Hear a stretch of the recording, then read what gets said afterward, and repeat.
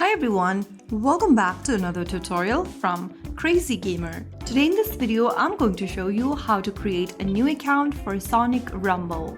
Creating a new account allows you to save your progress, unlock characters and participate in events, so let's go ahead and do it. First of all, download and install Sonic Rumble on your device, either from Google Play Store or your Apple's App Store. Once you are done, launch open the game and this will be the first interface of Sonic Rumble. To create a new account, tap on the Create New Account button on the left-hand corner.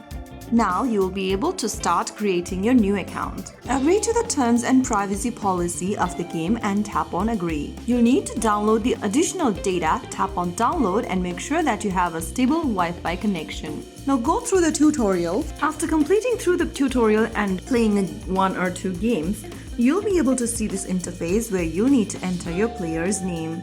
Create a player name for yourself and click OK. And now you'll be able to see yourself inside this game menu. You'll now end up in the lobby screen. Now go to the top right corner and tap on the 3 horizontal menu button and click on Settings. Inside Settings, tap the Change button right next to Connect Account. And then you can link your Google Play account or tap on the Link button and create a link ID or use ID to link your account. I'm just going to click on Create Link ID.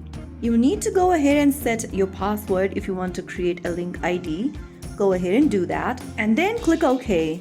Soon after you do that, you will be able to create a new ID and link it to your account. And there you have it. You can use this link ID to sync your progress across devices for Sonic Rumble. So that's how you easily create a new account for Sonic Rumble. All of the progresses, unlocked characters and items will be now saved to your account that you've linked to. If you found the video helpful, don't forget to like, share and subscribe to our channel. I will be back again in the next episode. Thank you for watching.